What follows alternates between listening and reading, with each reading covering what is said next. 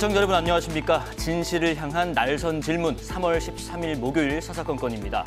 오늘도 정치권 소식 전해드립니다. 국민의힘 김재원 전 최고위원, 더불어민주당 홍익표 전 원내대표 나오셨습니다. 안녕하십니까. 네, 반갑습니다. 네, 반갑습니다. 헌정사 최초의 감사원장에 대한 탄핵 심판 청구 사건이 오늘 오전에 마무리됐습니다. 헌재는 만장일치 의견으로 최재해 감사원장에 대한 탄핵 소추 기각시켰습니다. 기각되면서 최 원장은 자동으로 98일 만에 직무에 복귀하게 됐는데요. 최 원장 오늘 어떤 입장을 냈는지 발언 듣고 오겠습니다. 먼저 현명한 결정을 내려주신 헌법재판소 재판관님들께 감사하다는 말씀을 드립니다. 복귀하게 되면 국민들께서 불안해하지 않으시도록 당분간 공직기관 확립에 역점을 두고 감사원을 운영해 나가도록 하겠습니다. 자, 최재해 감사원장 탄핵 심판에서 쟁점은 크게 네 가지였습니다. 감사원의 독립성을 훼손했는가, 또 전현희 전 권익위원장에 대한 표적 감사를 실시했는가, 대통령 관저 이전 감사 때 감사원장의 의무를 위반했는가, 마지막으로 국회 자료 제출 의무를 위반했는가였는데 재판관 전원 일치로 기각이 됐습니다. 이진숙 방통위원장 탄핵 기각 때는 의견이 좀 갈렸거든요. 4대4로 팽팽했는데 김재원 의원님, 지금 이 결과를 놓고 정치권 내에서 여러 해석들이 나오고 있습니다. 이번에는 재판관 만장일치 기각, 이건 어떤 의미로 해석하시겠어요? 근데 워낙에 예.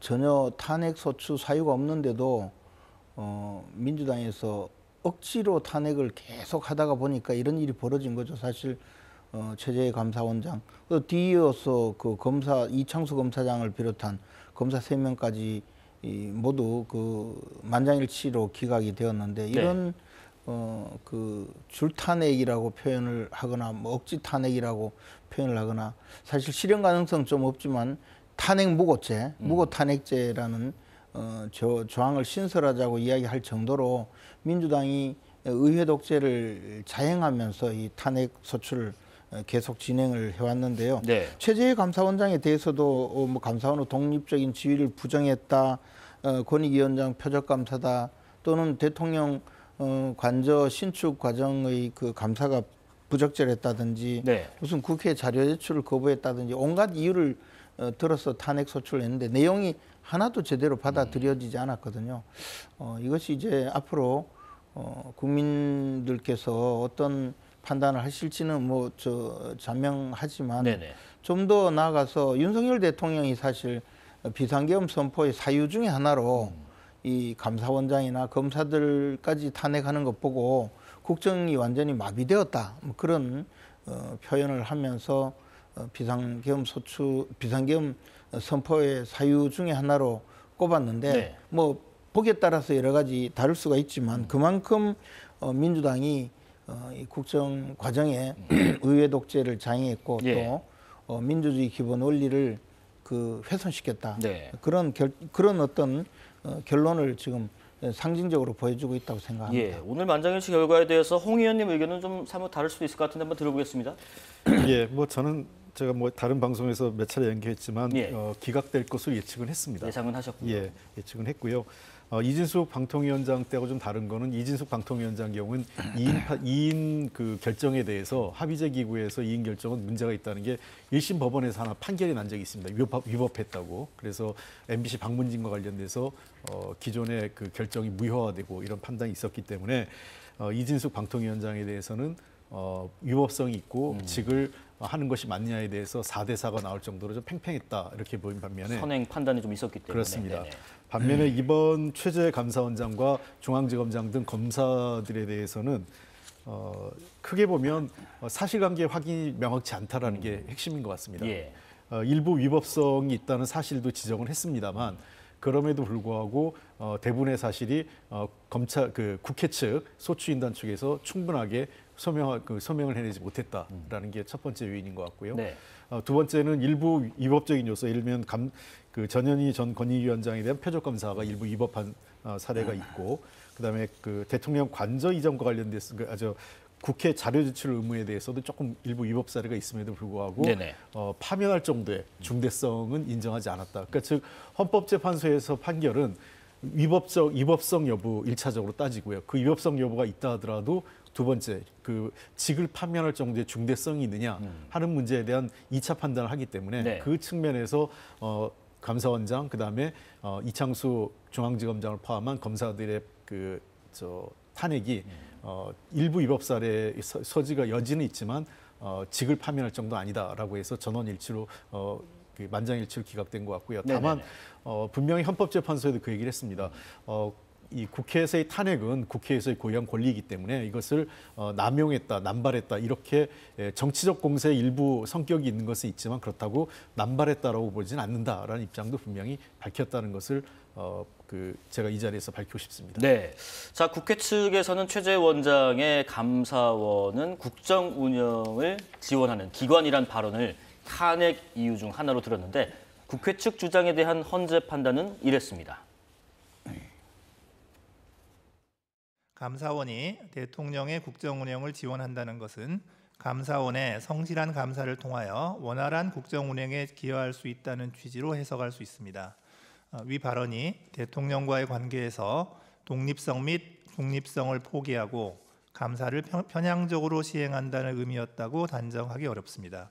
따라서 피청구인의 발언이 감사원의 직무상 독립을 규정한 감사원법 2조 1항, 국가공무원법 63조의 품위 유지 의무에 위반된다고 볼 수 없습니다.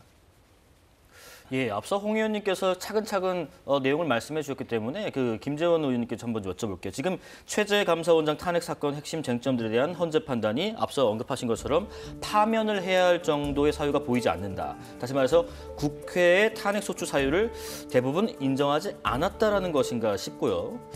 다음 또 한번 볼게요. 권익위원 표절감사 내용도 그렇고요. 그리고 함께 여쭤볼게요. 헌재 재판관들이 만장일치로 최재해 원장 탄핵안 기각 결정을 내렸지만 앞서 언급하신 것처럼 일부 재판관들 별개의 의견을 내기도 했습니다. 그런 면에서 지금 홍 의원님 말씀하신 것처럼 이 파면까지 이르진 않을지 몰라도 그렇다고 전혀 위법하지 않은 건 아니다. 어떤 해석을 해야 되겠습까? 사실 이번에 별개 의견을 내신 분 네. 세 분의 헌법재판관은 문영배 재판장 대행을 포함해서 네 분이 이진숙 방통위원장의 탄핵 소추 결정 당시에 그때도 탄핵을 해야 된다고 인용 주장을 했던 분들입니다. 네. 그리고 이분들에 대해서 우리 일반 국민들이 모두 다가 인정할 정도로 어떤 편향성 내지는 좀 정치적 편향성에 대해서 문제 제기를 하는 분들이죠. 이른바 우리법연구회 또는 국제인권법연구회 소속 법조인이다. 이렇게 해서 사실 굉장히 비판도 하는 측이 있습니다. 네네. 그런데 이번 사안에 대해서도 이분들이 지적한 내용은 물론 문영배 재판관은 빠졌지만 그 내용 자체가 과연 정말 위법하다고 인정할 수 있는 것인지 여부에 대해서도 좀 의문이에요. 그래서 이제 이런 식의 판단을 하는 것이 결국은 헌법재판소가 공정한 심판을 할 것인가에 대해서 많은 국민들이 지금 우려를 하고 있고 그것을 두고 이제 문제 제기가 계속 진행이 되어 왔던 것이거든요. 예. 그리고 그 사안에서 비록 위법하지만 중대하지 않다 이런 결정을 했잖아요. 네네. 그런데 지금 헌법재판소에서 결정한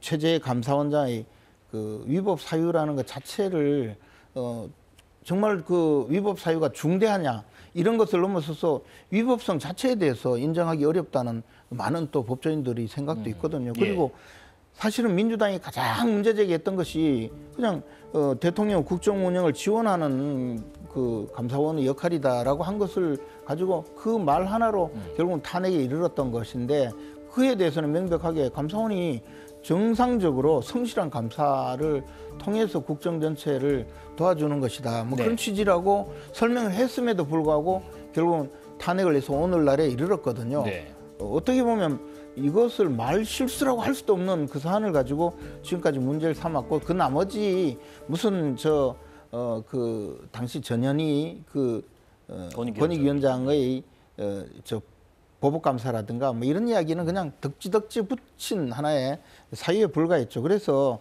이런 그 억지 탄핵이 정도를 넘어서서 지금 사실 민주당 측에서 주장했던 이 탄핵은 전부 기각이 됐거든요. 그리고 뭐 검사들의 탄핵은 탄핵 소추해놓고 법정에 나타나지도 않는 그런 정도로 아예 무관심하거나 그냥 그 한번 해본 화풀이 이 탄핵에 불과했거든요. 그러니까 지금 헌법재판소가 이런 판단을 한 것인데 저는 이런 판단을 하게 되었으면 네.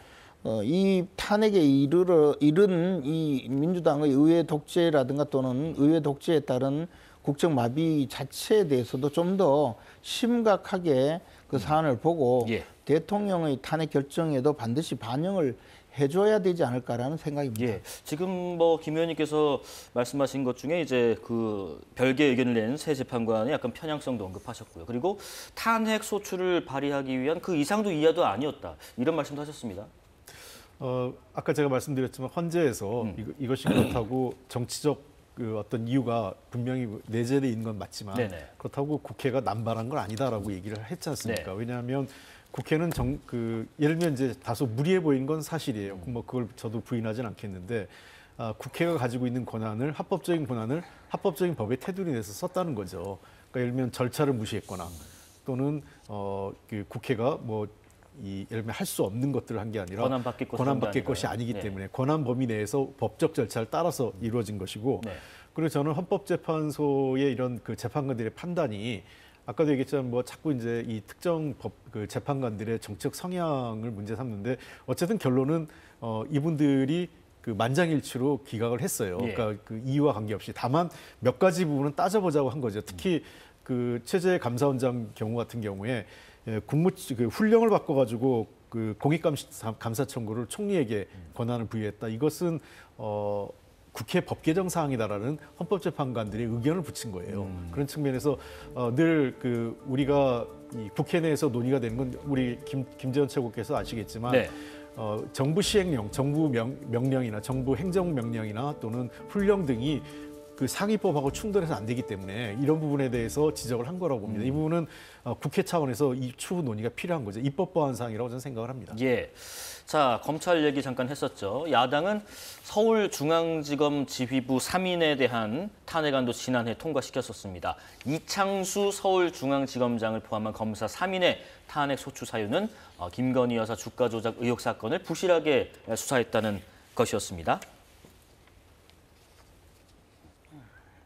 현직 대통령의 배우자를 소환하여 조사하는 데 따르는 경호상 어려움, 유사한 전례에 비추어 볼 때 대통령 경호처 부속 청사에서 피의자 조사를 한 것이 부당하게 편의를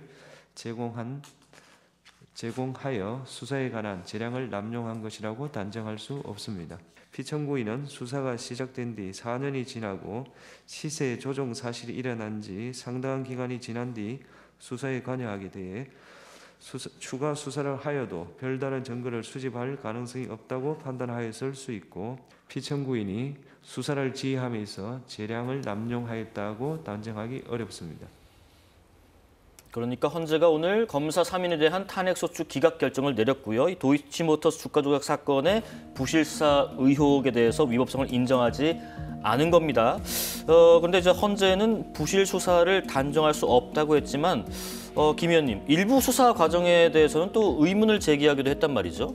근데 이제 그 의문 제기가 정범이 예. 그 김건희 여사의 명의를 동원해서 주가 조작을 했는데 그 부분에 대해서 수사가 제대로 진행이 되었는지 여부를 국회에서는 수사 자료를 국회에 제출하지 않았기 때문에 내용을 확인할 수 없었다. 뭐 그런 취지잖아요. 근데 네. 수사 기록을 국회에서 줄 수가 없잖아요. 이게 아직까지 수사가 종결되어서 완전히 끝난 것도 아니고 고등검찰청에 그 항고가 되어 있고 대검찰청에 재항고를 또 할 가능성이 있는 것이고 더 나아가서 무혐의 처분된 수사 기록을 국회에 또 전달할 수도 없습니다. 그러니까 이 불가능한 내용을 헌법재판소가 그렇게 해서 내용을 모르기 때문에 국회 측에서 판단을 못했을 가능성이 있다. 그런 네. 취지이기도 하고 또 확인하기 위해서는 정범이 시세 조정 행위를 한다는 사실을 김건희 여사가 알았는지 여부를 확인하기 위해서는 김건희의 문자나 메신저 내용, PC 기록을 확보할 필요가 있었을 것 같은데 이 수사를 좀 하지 않았는 것 아닌가 이런 취지의 이야기지 않습니까? 네네. 근데요, 이 주가 조작 행위가 있었던 때가 10년 훨씬 전이에요. 14년쯤 전이거든요. 그런데 10여 년이 훨씬 지난 내용의 문자 메신저라든가 PC를 어떻게 압수를 할 수가 있겠습니까? 그동안에 스마트폰이 바뀌고 전부 다 하니까 뭐 못한 건데, 네. 예. 그리고 그렇게 해서 그 압수수색 영장을 청구했을 때 압수수색 영장이 발부가 되겠는가? 그리고 수사의 그 최소한 필요성, 비례성 뭐 이런 모든 것이 본다면 그에 대해서 과연 가능한지 여부도 생각을 해야 되는데 네. 일종의 말하자면 이것은 이유를 달아놓기 위한 어떤 수사의 현실과는 좀 무관한 내용이 아닌가 저는 그런 생각입니다. 그래서 이런 내용 물론 헌법재판관들은 충분히 예. 나열할 수 있지만 이렇게 서술하고 판결문에 적었다고 해서 이것이 가능한 내용은 저는 아닌 거라고 생각이 됩니다. 예. 홍 의원님 그 일부 수사 과정에 대해서 헌재에서 의문을 제기한 부분에 대해서 혹시 언급하실 부분이 있으실까요? 그러니까 이런 얘기인 것 예. 같습니다. 도이치모터스 사건을 포함한 이제 모든 지금 이제 그 국회 측에서 얘기한 것이 대부분은 이 검찰의 재량권 범위 내에 있기 때문에 네. 이걸 위법하다고 볼 수 없다. 그리고 다만 이제 도이치모터스 관련돼서 부실 수사 의혹인데 이 문제에 대해서는 수사를 제대로 했는지는 의문이 좀 있다. 이게 헌법재판관들 입장인 것 같아요. 예. 그러니까 그 얘기의 핵심은 결국은 공동정범 의심을 갖고 있는 김건희 여사의 무혐의 처리와 관련돼서 이 부분에 대해서는 충분한 수사 기록을 확인하지 못했기 때문에 제대로 된 수사를 했는지 안 했는지를 국회 소추인단도 입증할 수 없었고 헌법재판소 재판관들도 현 시점에서는 판단할 수 없기 때문에 예를 들면 우리 일반적인 그 형사처벌에 있어서도 재판관들이 확실한 증언이나 증거가 없으면 피의자에게 유리하게 판단하지 않습니까? 예. 결국은 그 경우에 이제 무혐의 처리하는 것처럼 이 과정에서도 다소 그 도이치모터스 사건 관련돼서 제대로 수사되지 않은 것과 같은 정황상의 내용은 있지만 그렇다고 부실 수사했거나 또는 고의로 법을 위배하면서 은폐했거나 이렇게 단정 지을 수 있는 상황은 아니기 때문에 이 부분에 대해서도 위법성 여부를 판단하지 않은 것으로 보입니다. 그러니까 수사가 뭐 잘못된 것 같다가 아니라 잘못됐는지 안 됐는지를 판단하기가 어렵다. 예, 현재로서는 그 핵심적인 수사 기록 자료가 없기 때문에 예. 이게 국회 탄핵 제도의 한계인 것 같아요. 왜 그러냐면 국회는 수사기관이 아니지 않습니까? 예, 예. 검찰 같은 경우는 보통의 이제 일반 법원에서는 검찰이 수사 기록을 갖고 법원에 그걸 제출하는데 국회 같은 경우는 조사기관이 아니기 때문에 그러한 측면에서 입증할 수 있는 자료의 제한이 상당히 있는 거죠. 그래서 국회에서는 법의 위반 여부를 본질적으로 따지는 게 아니라 그러한 것들을 포괄해서 직을 유지하는 것을 탄핵의 여부는 헌법재판소에서는 네. 탄핵을 통해서 그 직을 유지할 거냐 말 거냐를 따지는 심사이기 때문에 일반 형사법과 헌법재판소는 다르지 않나 생각합니다. 자, 대통령실에서도요 즉각 입장을 냈습니다. 헌재가 무리한 탄핵 소추 4건을 모두 기각했다. 야당의 탄핵 난발에 경종을 울렸다. 윤 대통령 측 대리인단도 같은 의견을 발표했는데 그런데 민주당은 줄 탄핵 아니다라는 입장입니다. 양측 입장 먼저 듣겠습니다. 대통령의 비상계엄은 어떤 줄 탄핵, 방탄 탄핵, 보복 탄핵, 이적 탄핵을 통한 국정 마비 시도, 헌정 질서 파괴, 이에 따른 대통령의 고심으로 비상계엄을 선포했던 것입니다. 그런데 그 비상계엄의 원인이 됐던 탄핵들이 오늘까지 8건이 기각되고 있습니다. 대통령 비상계엄의 정당성이 점점 증명되고 있는 것입니다. 12월 3일 계엄 전에 윤석열과 국민의힘은 국회가 줄탄핵을 했다, 탄핵을 남발했다, 그래서 계엄을 해서 계몽을 했다라고 주장하지만 단 한 건이었다는 것을 분명하게 말씀드립니다. 오히려 내란 이후에 8건의 탄핵이 국회에서 가결됐습니다. 이게 어떻게 계엄의 사유가 될 수 있겠습니까? 그야말로 거짓말이라고 할 것입니다. 바로 이 논란에 대해서 헌법재판소도 언급한 부분이 오늘 있었습니다. 이어서 듣고 두 분 생각을 얘기해 보겠습니다.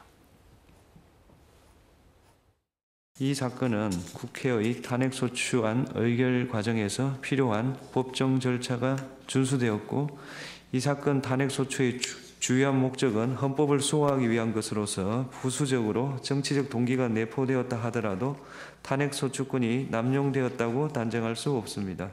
또한 이 사건 소추 의결서는 심판 대상을 확정할 수 있을 정도의 사실관계가 구체적으로 기재되어 있습니다. 탄핵 소추 사유가 특정되지 않았다고 볼 수 없습니다. 네, 김 의원님, 지금 대통령실과 윤 대통령 측 대리인단의 입장, 그리고 오늘 있었던 감사원장과 새 검사에 대한 기각 결정들의 향후 어떤 의미성, 이런 부분들을 종합적으로 말씀하신다면요? 그러니까 지금 모든 국민들이 아마 감사원장 탄핵이나 이창수 검사장을 비롯한 검사 3명의 탄핵이 네. 인용될 거라고 생각한 사람이 없었을 겁니다. 아마 민주당도 지금 우리 홍익표 의원님 말씀하시다시피 정말 이게 중대 사유라서 탄핵이 인용되리라고 생각했겠습니까? 아니지 않습니까? 그냥 화풀이로 탄핵을 한 거거든요. 앞에서 우리 이진숙 방통위원장부터 시작해서 탄핵 소추한 수많은 사건들이 사실 다 그렇게 해왔었죠. 네네. 거기다가 지금 문영배 재판관이야 그 내용이 법정 절차가 준수되었다 이렇게 주장을 하고 또 그 목적은 헌법을 수호하기 위한 것이고 그리고 정치적 동기가 내포되어 있다 하더라도 탄핵 소추권이 남용되었다고 볼 수 없다 주장하는데 이런 논리라면 윤석열 대통령도요 계엄 선포에 법적인 법정 절차가 준수되었고 그 탄핵 소추 주요 목적은 헌정 질서를 수호하기 위한 것이었고 그리고 정치적 동기가 내포되었다 하더라도 이 탄핵 소추권이 남용이 되었지 않다고 하듯이 계엄 선포권 남용이라고 볼 수 없다고 주장할 수 있는 거예요. 단지 법적인 절차를 거쳤다고 해서 다 끝나는 것이 아니고 도대체 지금 29건의 탄핵 소추가 대부분 이렇게 결정이 나고 있지 않습니까? 예. 그리고 더더욱이 한덕수 국무총리 탄핵 문제도 지금 빨리 선고하라고 하는 이유가 한덕수 국무총리가 탄핵 인용될 거라고 믿는 국민이 한 사람도 없어요. 제가 보기에 아마 이재명 대표도 그렇게 생각할 겁니다.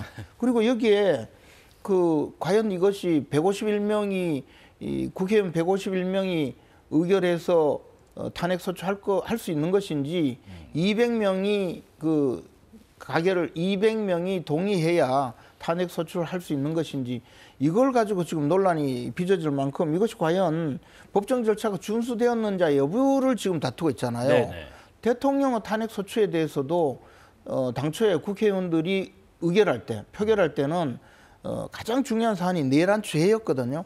근데 헌법재판소에 와서 곧바로 그 쟁점 정리를 하면서 내란죄를 빼자고 하니까 그것에 대해서는 그럼 다시 표결을 해야 되느냐 마느냐를 두고 지금까지도 논란이 되고 그래서 헌법재판소에서는 이 윤석열 대통령의 탄핵 결정은 각하해야 된다는 주장이 지금 또 많이 일어나고 있고 우리나라에서 헌법학계의 최고 권위자가 허영 명예 교수님인데요.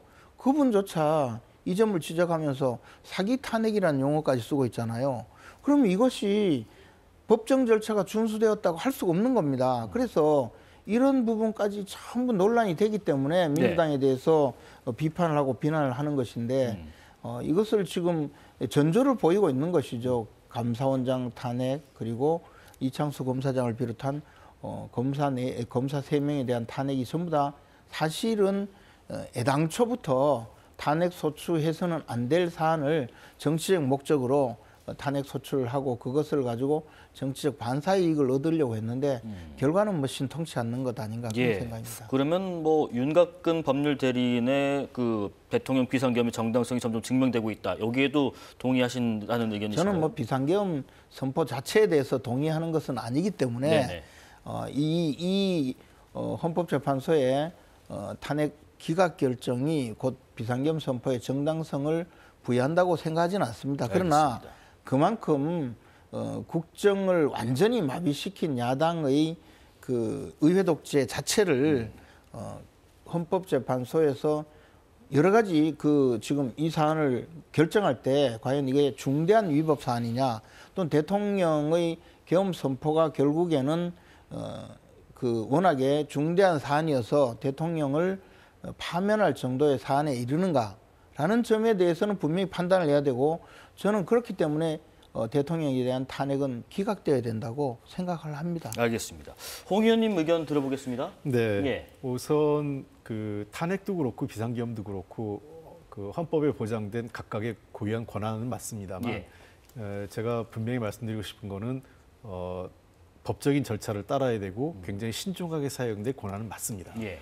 그런 측면에서 일단은 탄핵을 너무 민주당이 남발했다, 이 부분에 대해서 경종을 울리는 결과는 저는 분명히 효과는 있다고 생각을 해요. 네. 그런데 이렇게 되는 과정에서 통상적으로 과거 어느 정권이든 국회에서 예를 들면 국무위원에 대한 해임 건의안을 가결시키거나 또는 논란의 여지가 있으면 통상적으로 대통령이 그 정도의 의견을 수용을 해서 국무위원을 교체하거나 또는 그런 국회에서 지적하는 어떤 위법 행위가 재발되지 않도록 조정하거나 이런 게 있었는데, 단 한 번도 제가 21대 국회에 있을 때 윤석열 대통령이 단 한 번도 국회의 의견을 수용하지 않았습니다. 그러니까 이거는 제가 보기에는 굉장히 문제가 있죠. 과거에 김대중 대통령도 그렇고 노무현 대통령도 그렇고 생각해 보십시오. 임동원 통일부 장관을 해임 결의안했을 때 그걸 수용을 했어요. 김대중 대통령이. 예. 그리고 노무현 대통령도 대학생들이 한미연합훈련하는 현장에 들어갔다고 해서 당시 행자부 장관이었던 김두관 장관을 해임 건의안을 해서 가결시켰거든요. 근데 그때도 노무현 대통령이 펄쩍 뛰었지만 여러 의원들의 의견도 있고 여러 여당 측의 의견도 있고 해서 노무현 대통령이 이걸 수용을 합니다. 큰 틀에서. 결국 왜 그러냐면 때로는 국회의 결정이 부당하다 하더라도 국회의 결정을 존중하겠다는 그런 대통령의 태도가 필요한 건데, 윤석열 대통령은 기본적으로 그런 자세가 없었어요. 그러면서 결국은 국회는 탄핵 해임 건의안보다 훨씬 더 높은 수준의 탄핵안을 쓰게 된 과정이 있었다, 이렇게 말씀드리고요. 네네. 그리고 아까 윤곽근 변호사 같은 저런 방식의 설명 굉장히 잘못된 겁니다. 왜냐하면 국회는 탄핵이라는 절차를 고유한 권한에 따라서 법적 절차를 따라서 한 거고요. 윤석열 대통령의 비상계엄이 탄핵을 통해서 정당화되지 않습니다. 아까 얘기한 대로 그러면 노무현 대통령이 그 당시에 소수일 때예요, 여당이. 여당이 당시 야권이 단합해서 행자부 장관을 탄핵했다고 해서 그때 비상계엄을 썼었을까요? 그러면 그게 정당화될까요? 그렇지 않지 않습니까? 그 얘기는 뭐냐? 그거는 정치적 행위는 정치적 대응을 해야 되는 거지 비상계엄을 할 수 있는 게 아니고요. 우리 헌법 77조에 비상계엄은 탄핵이나 입법 독주에 의해서 비상계엄을 할 수 있다는 어떠한 내용이 병기돼 있지 않습니다. 그런 측면에서 예. 비상계엄의 헌법 위헌적 여부, 그다음에 위법성이 이를 통해서 정당화될 수 없다, 이렇게 말씀드립니다. 법원의 윤석열 대통령의 구속 취소 결정, 그리고 검찰이 즉시 항고를 하지 않은 데 대해서 어제 국회에서 긴급 현안 질의가 있었습니다. 그런데 이 자리에서요, 사법기관들의 입장이 좀 달랐습니다. 김서구 법무부 장관 권한대행은 즉시 항고할 때 위헌 소지가 있다. 천대엽 법원 행정처장은 즉시 항고를 받을 필요가 있다. 이렇게 언급한 것에 각각 이유가 뭔지 어제 현장 발언 듣고 이어가겠습니다. 기본적으로 이 법원의 결정에 대해서는 부당하다고 생각을 해서 시정할 필요가 있다는 점 첫 번째 말씀드리고, 즉시 항고를 하지 않은 부분에 대해서는 본안에서 다툴 예정입니다. 본안에서 뭘 어떻게 검찰에서도 이제 계속해서 재판부의 결정에도 불구하고 일수로 계산하겠다라고 하고 있는 굉장히 혼란스러운 상황이 앞으로 좀 지속될 수밖에 없기 때문에 즉시 항고를 통해서 상급심의 판단을 받는 것이 좀 필요하다라는 생각은 가지고 있습니다. 예, 지금 김서구 법무장관 직무대행 그리고 천대엽 법원 행정처장의 이야기를 들어봤습니다. 대검찰청이 오후에 입장을 냈습니다. 즉시 항고 포기에 대한 입장은 변함이 없다. 그러니까 구속 취소 결정 불복 여부는 검찰의 업무 범위다. 숙고 끝에 내린 결정이니 외부 영향에 흔들림은 없어야 한다. 이런 건데, 김 의원님, 이 내용들 어떻게 생각하십니까? 그러니까 이제 윤석열 대통령 개인의 문제가 아니고 법원에서 구속 취소를 결정하면 법원의 결정에 의해서 이미 재판에 넘어간 피고인의 신원, 신변 결정은 재판부의 결정이거든요. 재판부에서 석방을 해서 재판을 하겠다고 하면 석방이 되어야 하고 네. 예를 들어 그것이 보석이든 구속 취소든 마찬가지거든요. 그런데 이 구속 취소 그리고 보석 그리고 이제 구속 집행 정지 이 세 건에 대해서 과거에 그 10월 유신이라고 1972년도에 그 10월 유신 이전에 네네. 그 국회가 해산되고 비상 국무회의가 국회 역할을 대신할 그런 시절이 있었습니다. 예. 그때 그 형사소송법을 개정해서 그러니까 국회가 아니라 그때 형사소송법을 개정해서 이 구속 피고인의 경우에 법원에서 보석을 허용한다든가 또는 구속 집행을 한다든가 구속 집행 정지를 한다든가 또는 구속 취소를 할 때 예. 그때도 검사가 즉시 항고를 하면 곧바로 구속 피의자가 석방되지 않게 그러는 특별한 그 법률이 비상국무회에서 통과가 됐거든요. 네. 그것이 오늘날까지 남아 있었는데 그 중에서 보석이라든가 또는 구속 집행 정지에 대해서는 이것이 이제 사건이 많으니까 그동안에 이런 경우에 즉시 항고를 함으로써 결국에는 인권이 침해된다고 해서 위헌 심사 청구를 해서 전부 위헌 판결이 받아져서 그 비상국무회의 입법이 무효화되었어요. 네. 그런데 구속 취소라는 제도는 실제로 우리나라 형법, 형사소송법이 시행된 정부 수립 이후에 5건밖에 없다는 겁니다. 실제로 이렇게 위법하게 구속이 되는 경우가 잘 없거든요. 네네. 그래서 그 건에 대해서도 다시 즉시항고 건이 즉시항고가 된 게 한 5건 있는데 그중에 2건이 문제가 될 정도로 2건 중에 한 건은 사실 즉시항고가 받아들여졌는데 이미 구속 피의자가 석방된 이후이기 때문에 사실상 효력이 없었고 나머지 한 건은 기각이 됐어요. 그래서 이 즉시항고 자체가 법원의 판단을 받아본 적이 없을 정도의 사안이 되어 있는 것입니다. 예, 예. 이것도 위헌 심판 청구를 하면 보석이나 구속 집행정지 사안보다 더 위법성이 높은 구속이기 때문에 이것을 법원의 결정에도 불구하고 검찰이 즉시항고 한다고 해서 그 석방하지 않는 것은 굉장히 위헌적인 소지가 많은 거거든요. 네. 그래서 검찰에서 즉시항고를 하지 않은 것이고 네. 그것이 정당한 결정이다라고 할 수밖에 없습니다. 그런데 법원에서는 천대엽 그 법원행정처장의 표현을 다 전체적으로 보면 이게 이제 구속 피의자를 석방한 이후에라도 즉시항고를 해서 이 사안에 대해서 과연 앞으로 어떻게 그 사법적으로 결정을 할 건가를 아마 판단을 해보자는 그런 취지이지 그 윤석열 대통령의 구속을 취소해서 다시 재수감해서 그리고 즉시항고를 하라는 취지가 아닙니다. 그래서 전혀 사정이 좀 다른 것이긴 하지만 천대엽 법원 행정처장은 개인적인 의견이지만 이것이 마치 검찰이 그 즉시항고도 일종의 재판을 청구하는 거거든요. 네. 그럼 재판 청구권은 당연히 검찰에 있는 겁니다. 알겠습니다. 그럼에도 불구하고 이렇게 이야기함으로써 수사 지휘를 했다라는 비난을 받고 있는 것이죠. 저는 적절하지 못한 발언이었다고 생각합니다. 예. 하여튼 뭐 그 검찰에서는 즉시항고 포기에 대한 입장은 변함이 없다라는 입장을 냈습니다. 예. 이게 이례적이죠. 보통 그 영장이 구속영장이 기각되더라도 또다시 뭔가를 그 사건을 좀 재해석해가지고 영장 재청구하는 게 일반적으로 검찰이 하는 행태 아니겠습니까? 예. 유독 이번 행태에 대해서는 법원의 결정을 순수하게 그냥 순응하는 이런 모양을 보이는 게 그래서 좀 이례적이다. 몇 가지 제가 이게 문제가 되는 걸 말씀드리면 첫 번째는 어쨌든 개별 수사본부, 지금 특별수사본부에서는 즉시항고를 하자는 거 아니겠어요? 근데 이거를 검찰 지휘부, 그러니까 검찰총장이 반대해서 구속 취소로 뭐 검사장 회의도 했다고 하죠. 하지만 결국 이제 검찰 수뇌부가 이건 보통 해당 수사본부, 그러니까 일선 검사가 결정하지 못할 때 지휘부가 결정하는 거죠. 일선 수사본부가 결정을 했는데 지휘부가 막는 건 말이 안 되는 거죠.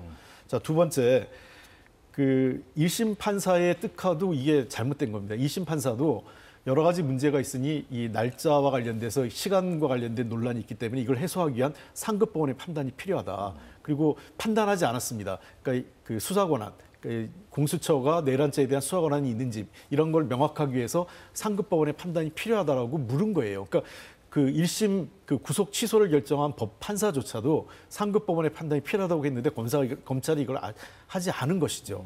그다음에 마지막으로 제가 분명히 말씀드리고 싶은 거는 보통 형집행정지하고 보석 등에서는 이 즉시항고를 못하게 위헌 처리가 난 거는 이 경우에 대개 한 3가지 요인이 있어요. 신병 치료, 병을 치료해야 될 때. 그다음에 두 번째는 부모님 상과 같은 우리 사회의 보편 타당성한 이유가 있고요. 그리고 세 번째 이유는 본인이 예를 들면 범죄를 인정하거나 내지는 그러니까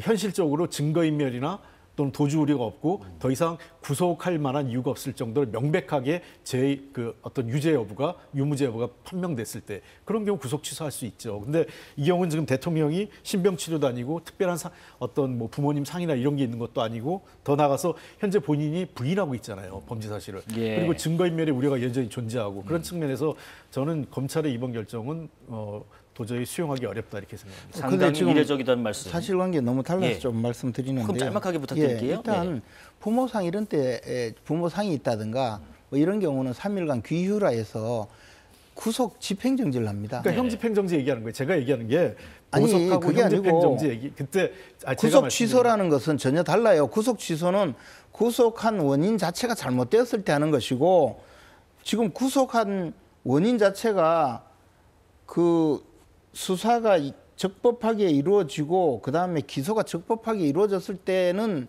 보석이라든가 또는 사후적인 사유로 신병치료라든가 이런 것은 보석이고 상을 당했다든가 이래서 장례를 치러야 될 때는 구속 집행정지를 하는 것이고 지금 이것은요 구속 취소라는 것은 구속한 원인이 잘못되었다는 거예요. 그래서 그런 잘못된 그 신병 구속에 대해서 법원에서 취소를 했는데 그것을 과거에 규정되어 있는 법 조항에 따라서 검사가 즉시항고를 하면 계속 구속을 해둬야 된다는 이 사안이 말이 안 되잖아요.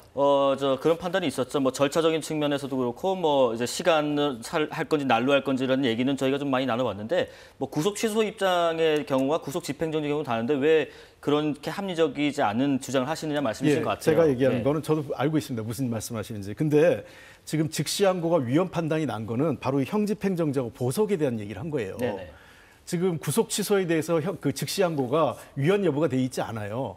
그렇기 때문에 왜 굳이 헌법재판소의 결정이 있지도 않는데 검찰이 확대 해석을 해서 이것도 위헌적 요소가 있기 때문에 하지 않았다. 그래서 제가 그 이야기를 하는 겁니다. 이 사안은 말씀하신 대로 보석이나 형집행정지의 경우에는 범죄자가 범죄 혐의가 비교적 명백하거나 아예 자백하는 사람에 대해서 석방을 한 것인데 구속 취소는 그것보다 더해서 구속 사유가 위법할 때 하는 거란 말입니다. 그래서 지금 위법하게 구속되어 있기 때문에 구속 취소를 한 건데 그것을 검사가 나는 그걸 수용할 수 없다 해서 즉시항고를 하면 그 구속 피의자가 석방되지 않는다는 것은 더 위법 행위를 가속하는 거잖아요. 아니 그러니까 지금 풀려난 상태에서 제가 말씀드릴게요. 좋아요. 저 김재원 의원님 말씀을 100% 수용해도 대통령이 지금 풀려났지 않습니까? 아직 내일까지는 기간이 있어요. 그러니까 검찰이 즉시항고, 그러니까 현재 불구속 상태에서 구속되지 않은 상태에서 즉시항고를 해서 법원의 상급심 판단을 검찰이 확인을 해야죠. 근데 검찰이 이것을 포기한다고 또 오늘 또 확인을 했어요. 그러니까 저는 이게 굉장히 이례적이라는 거죠. 그러니까 하여튼 절차적인 측면에서 잘못된 것이다. 또 그것을 그러니까 그런지 안 그런지 따져봐야 된다. 이런 말씀이신 것 같아요. 넘어가겠습니다. 시간이 좀 오래돼가지고. 서울중앙지법 얘기 좀 해보겠습니다. 서울중앙지법은 구속 취소 사유 가운데 하나로 공수처의 내란죄 수사권 논란에 대한 부분도 일부 언급을 했습니다. 어제 국회 법사위에 출석한 오동훈 공수처장을 향해서 이 부분에 대해서 따져 묻기도 했는데 이것도 관련 영상 보고 계속 이야기 나누겠습니다. 의문 제기가 타당한지를 직접 한번 공수처 차장을 통해서 한번 확인해 봤더니 이 사건은 인지 사건이 아니라 시민단체와 정당의 고발 사건이다. 고발 사건에 직권남용과 내란죄 둘 다 포함되어 있었다. 인지 사건이 아니다 보니 직권남용, 내란죄 수사에 선후관계를 따질 상황이 아니다. 윤석열 피의자 수사 전에 곽종근 특전사령관 그 피의자를 상대로 이미 직권남용, 내란 사건 수사를 진행한 바 있었다라고 답을 합니다. 맞습니까? 예, 정확하게 맞습니다. 그러면 지금 내란죄로 대통령을 내란 수개로 몰지만 바로 이것 법사위에서 이 공수처를 수사 압박을 하고 체포하라고 하고 구체적인 지시까지 있지 않습니까? 이것이야말로 내란이 아니고 뭐겠습니까? 바로 이것 법사위에서 야당 의원들에서 내란 조장을 한 거 아닙니까? 적법 절차의 원칙에서 한치의 어긋남 없이 법원의 명령장이기도 한 체포영장, 구속영장을 그 명령대로 이행했습니다. 그런 업무를 수행한 우리 공수처가 내란의 주체라 하니 도대체 의원님께서 지금 이 신성한 국회에서 그리고 또 이 우리 공수처라는 어떤 정부 기관에서 일을 하는 것에 대해서 그렇게 모독할 수 있습니까? 제가 공수처장께 다시 한번 묻습니다. 사퇴하시겠습니까? 지금 그럴 생각 전혀 없습니까? 저희들의 그 업무 집행에 적법 절차 위반의 한 점이 전혀 없습니다. 자, 이번엔 홍 의원님께 먼저 좀 여쭤볼게요. 국민의힘은 이번 법원 결정으로 공수처 수사의 위법성이 확인됐다. 민주당은 법원의 의문 제기가 타당하지 않다. 의견 어떠십니까? 이 문제에 대해서는 지금 1심 판사가 판단을 하지 않았어요. 그러니까 왜냐하면 본인은 일단 구속 취소 결정의 첫 번째 원인을 기한이 만료됐기 때문에 구속 기간이 지난 이후에 기소를 했기 때문에 네. 그것을 이제 구속을 취소하겠다 이렇게 결정을 했고, 다만 또 하나 이제 사유를 든 거죠. 만약 이것이 구속 기간에 문제가 없다고 했을 경우에 이 문제에 대해서 논란의 여지가 있기 때문에 아직 수사권도 명확하지 않고 그다음에 선례도 없기 때문에 이 문제에 대해서는 상급심의 판단이 필요하다. 이게 법원의 입장이 1심 판사의 입장이에요. 열어둬야 된다. 그렇습니다. 예. 저는 그래서 아쉬운 게 이 문제에 대해서는 그래서 즉시항고를 더 해야 된다는 거예요. 왜냐하면 1심 판사 본인이 지금 본안을 다루지 않습니까? 네. 본안을 다루기 전에 저는 상급 법원의 판단을 받고 싶었던 것 같아요. 그런 과정을 검찰이 하지 않음으로 해서 이 문제에 대한 명확성을 해소하지 않았다는 거죠. 어떻게 보면 지판사는 지기현 판사는 검찰이 당연히 즉시항고를 할 줄 알고 이랬다는 말씀이시죠? 그렇습니다. 즉 경찰의 네. 즉시항고를 염두에 두고 이 상급법원의 판단, 이건 대법원이나 상급법원 대법원의 판단이 있어서 이 문제에 대해서 공수처의 지금 수사권이 지금 내란죄하고 말씀하신 대로 저는 이 문제에 대해서는 일정 정도 윤석열 변호인단 측의 이 논리도 타당한 면이 있어요. 네네. 그러니까 수사 절차상의 문제가 있기 때문에. 그러나 어쨌든 공수처의 입장은 정상적으로 모든 법원에서 압수수색 영장, 그다음에 구속영장이 발부됐기 때문에 법적으로 문제가 없다. 현재까지는 공수처 입장에 법적으로 문제가 없는 거죠. 네. 법원의 판단이 그렇게 났으니까. 그러나 본안을 다루는 판사가 이 문제 제기를 했던 거고 이게 상급법원의 판단이 있었으면 좋겠다라고 이렇게 했으면 상급법원의 판단을 받는 게 필요했던 거죠. 그렇지만 공수처 수사의 위법성이 이번 법원에 나오지 않느냐 이런 입장이 있습니다. 국민의힘에서는요. 지금 홍익표 의원님 말씀은 순수하게 민주당의 입장을 좀 대변하는 것이라고 생각을 해요. 네. 그런데 판사는요, 상급법원의 지시에 따라서 판결하지 않아요. 심지어 대법원 판례가 있어도 대법원 판례에 따르지 않는 판사들이 굉장히 많아요. 예. 그렇게 해야만이 판례가 바뀌죠. 만약에 대법원 판례에만 따르고 대법원 판례가 없으니까 난 재판을 못하겠다면 그분이 왜 판사인가요? 그래서 법과 양심에 따라 재판을 하는 것 아닙니까? 그리고 1심 판사가 결코 상급 법원에서 결정해 달라고 요구한 적도 없고 또 그것을 즉시항고를 통해서 해결하라고 한 것도 아니에요. 그리고 만약에 정말 그랬다면 그분은 판사가 아니죠. 지금 어차피 검찰에서는 그렇게 해서 결정할 사안이 아니고 1심부터 대법원까지 가겠다는 거거든요. 네. 그러면 1심 판사가 이 사안에 대해서 결정을 해야 돼요. 그리고 그 판결이 잘못되었다고 해서 항소 상고가 되어서 대법원 가면 최종 판결을 할 수는 있겠죠.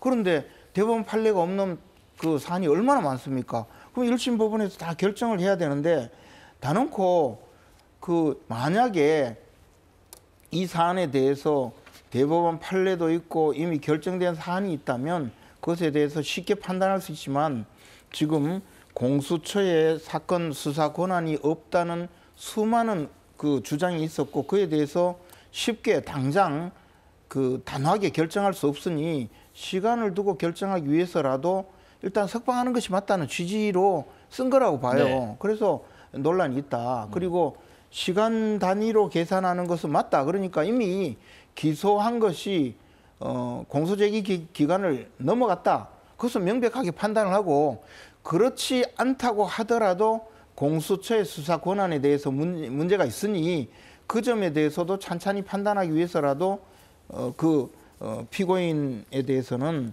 이 불법 기소의 사안으로 구속 취소를 한 것이거든요. 네. 그런데 자꾸 야당에서는 이것을 무슨 윤석열 대통령을 석방한 것이 잘못이라고 주장하기 위해서 알겠습니다. 즉시항고를 했어야 되지 않느냐라고 하는데 즉시항고를 해서 이 구속 취소한 피고인을 계속 구속해두는 것은 명백한 인권 침해이고 알겠습니다. 반헌법적인 발상이라는 것이죠. 자, 오늘 오전 0시부터요. 헌법재판소 상공에 드론 비행이 금지가 됐습니다. 경찰청이 윤석열 대통령 탄핵 심판 선고에 대비해서 헌재 상공을 비행 금지 구역으로 지정해달라라고 요청을 했고 국토부가 이를 승인을 했습니다. 자, 지금 헌재 인근 상공을 드론 비행 금지구로 지정한 거는 윤 대통령 탄핵 선고 결과 직후 결과에 반발해서 헌재 주변에서 뭐 드론을 동원한 혹시 모를 테러랄지 범죄랄지 이런 것들을 미연에 방지하기 위해서 차단한 것으로 보이는데 지금 홍 의원님 연일 찬반 집회도 격하게 이어지는 것 같고 또 이제 탄핵 심판 선고 당일에 경찰이 뭐 헌재 인근 주유소랄지 뭐 공사장이랄지 문화유산이랄지 상점이랄지 휴업과 폐쇄, 뭐 학교도 뭐 쉰다고 하고요. 박근혜 전 대통령 탄핵 심판 선고 때도 그 사망자가 나오기도 했었고요. 이게 퍼진 폭력 집회랄지 이런 후폭풍이 좀 우려가 되는 부분이 있었는데 게다가 지금 뭐 이재명 민주당 대표에 대한 뭐 암살 제보도 들어오고 있다고 하거든요.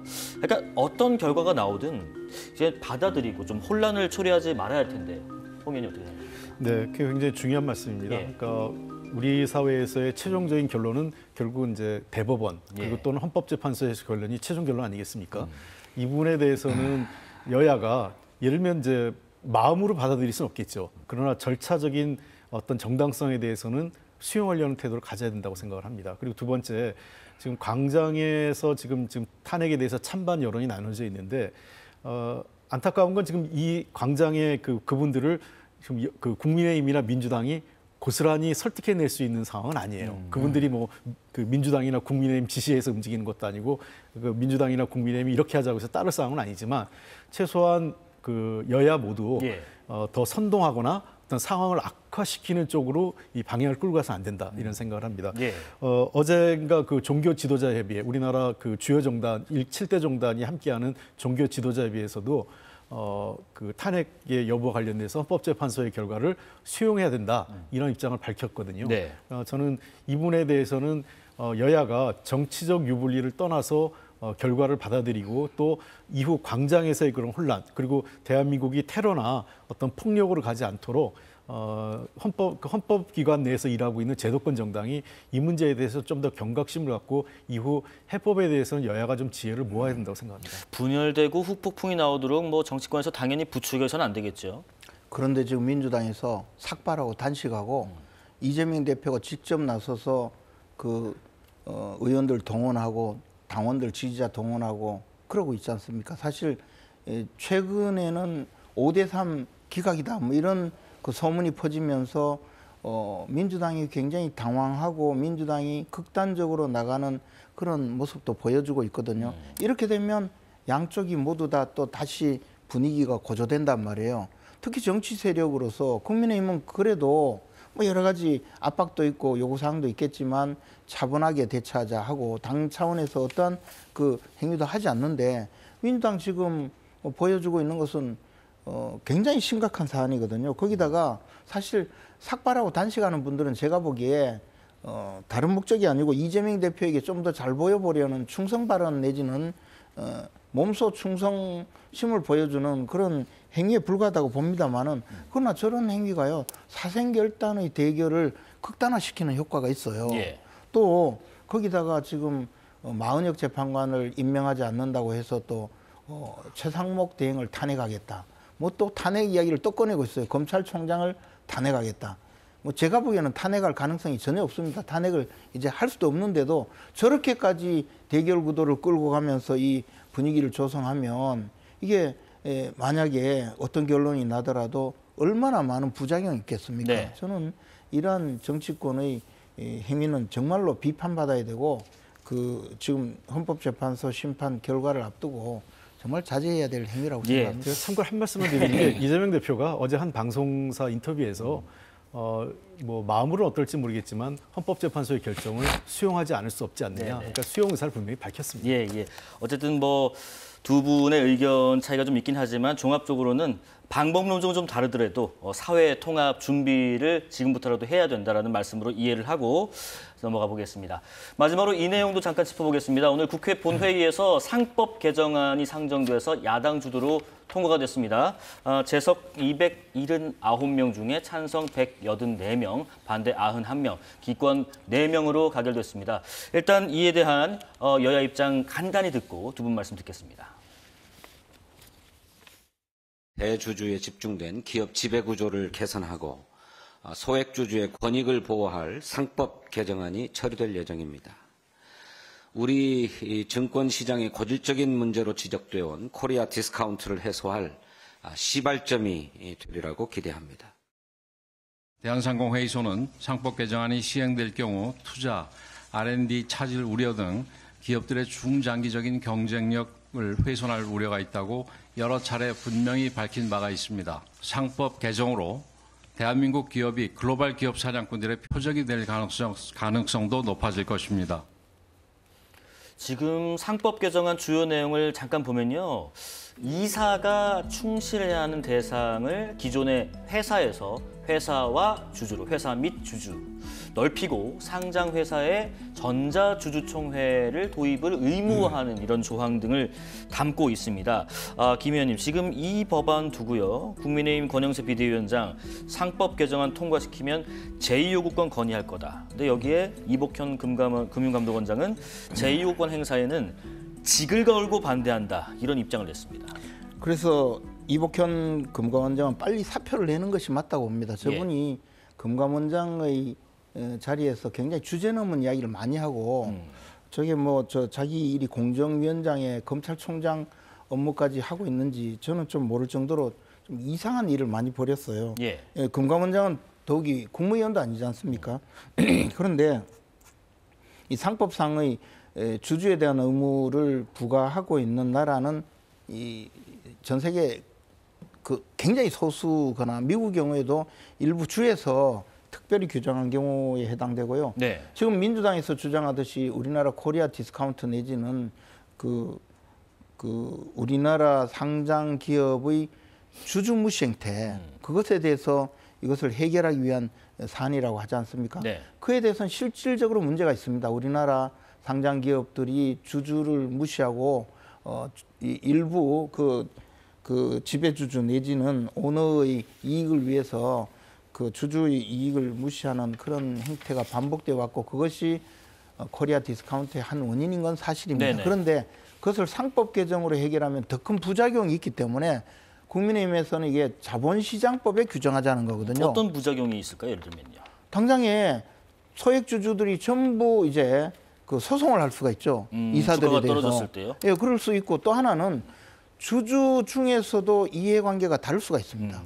어떤 소액주주 일부 그룹은 투자를 하는 것이 유리하다고 생각할 수 있고 어떤 쪽은 투자를 하는 것이 주주 이익을 침해한다고 할 수 있습니다. 그러면 이걸 가지고 소송을 만약에 한다면 그것도 또 문제가 되지 않습니까? 그래서 이것을 물론 물적 분할을 통해서 주주 가치를 훼손하는 일도 많았고 또 사실 쥐꼬리 배당부터 시작해서 온갖 이야기가 많지 않습니까? 그래서 이것을 자본시장법에 그 사안을 비교적 명징할 수 있도록 규정하자는 것인데 이것을 그 일종의 포퓰리즘의 한 방편으로 민주당이 또 이 상법으로 규정을 하자고 하는데요. 우리나라 상법, 즉 회사법의 규율을 받는 법인 중에서 비상장 회사가 99%가 넘습니다. 대부분 비상장 회사죠. 그러면 이 비상장 회사의 경우에 특히 뭐 중소기업의 경영권 분쟁이 있다든지 이러면 이게 모든 것이 전부 소송으로 해결을 하려고 할 거라는 거죠. 주주 가치를 제고하는 것이 정말 목적이라면 자본시장법에 만졌어야 됐다. 자본시장법을 활용하는 것이 맞다고 봅니다. 알겠습니다. 홍 의원님 의견도 한번 들어보겠습니다. 지금 금감원장이 뭐 당장 내려놓는 게 맞겠다는 말씀도 하셨어요. 그렇게 되면 안 되죠. 보통 이런 결정을 할 때는 해당 부처 그 주무장과 또는 뭐 장관이든 또는 뭐 차관급직이든 네네. 그분의 의견을 최우선적으로 듣는 게 맞습니다. 그러니까 저는 이복현 금감원장 이번에 굉장히 좋은 얘기를 한 거는 이 제도가 다소 무리하고, 그러니까 뭐 저는 그 일각에서 재계에서 문제 제기하는 것도 일리가 있다고 생각을 합니다만, 그럼에도 불구하고 우리나라 그 지배구조의 투명성이나 자본시장 선진화에 일정 정도 전진한 제도적 개선안이거든요. 예. 그런 측면에서 거부권을 행사하는 것보단 지금까지 논의를 바탕으로 이 법이 일단은 수용돼서 통과돼서 시행되는 게 맞다 이렇게 생각을 합니다. 네. 민주당에서 주장한 것처럼 사실 우리나라 지금 그동안은 정확하게 보면 재벌자본주의였죠. 일부 재벌자본주의에서 그러다 보니까 지배구조 투명성이 굉장히 낮았고요. 그리고 경영에 대한 책임도 없습니다. 그러니까 오너가 사실상 이제 경영을 맡다 보니까 일부러 그 재벌 그 어떤 그 부의 대물림, 네. 기업 상속을 위해서 주가 가치를 하락시키는 경우도 있었어요. 그 경우에 다른 주주들은 손해를 보게 되는 거죠. 그런 일이 비일비재했는데 그냥 넘어갔던 거죠. 그리고 소액 주주들의 권한이 매우 제한됐었고 이런 측면에서 이번 그 상법 개정안은 진전된 면이 분명히 있습니다. 그러나 다만 네. 제가 우려하는 것도 있어요. 왜냐하면 선한 의도가 반드시 선한 결과를 갖고 오지 않는다.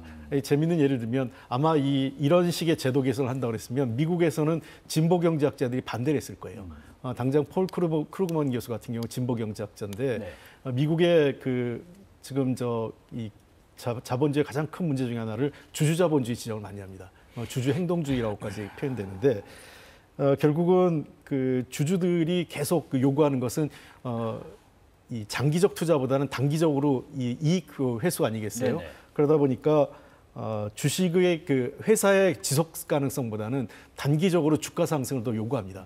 그 경우에 이제 미국의 빅테크 기업이나 미국의 기업들이 최근에 성장하지 않는 가장 큰 이유 중에 하나는 주가는 오르지만 기업이 성장하지 않아요. 그 이유가 뭐냐면 자사주 매입과 배당에 치중하고 있는 겁니다. 예. 그러니까 이게 이제 부작용인 거죠. 그러니까 R&D에 투자를 하지 않고 기업들이 이익이 생겼는데 예를 들면 장기 투자를 위해서는 R&D에 투자를 해야 되는데 그거보다는 자사주를 매입해서 주식 가치를 올리고 또 배당을 통해서 주주들에게 이익을 주고 물론 이게 앞으로 혁신보다는 조금 안정된 그러니까 주식을 올리는데 왜냐하면 그게 CEO들이 자기 직을 유지하는데 유리하기 때문이에요. 그러니까 저는 이제 우리 사회에서도 그런 부작용이 나올 수도 있어요. 그래서 저는 기업의 지속 가능한 발전, 예를 들면 현대자동차가 앞으로 글로벌 그 경영을 계속하고 하려기 위해서는 R&D 투자 계속 해야 되잖아요. 네. 전기차든 수소차든 그런 부분에서 어떤 보완 장치를 만들 거냐. 그러니까 재벌자본주의가 주주자본주의를 그냥 바로 이전하는 것이 우리 한국 자본주의의 미래냐 하는 문제에 대해서는 좀 더 우리 사회의 깊은 성찰과 네. 사회적 합의가 좀 필요하다 이렇게 생각합니다. 결국 반대하시네요. 결국 반대하기보다는 조금 이런 것들이 보완됐으면 좋겠다는 말씀이신 것 같습니다. 아니, 법 조항은 지금 통과가 됐는데 이건 반대잖아요. 알겠습니다.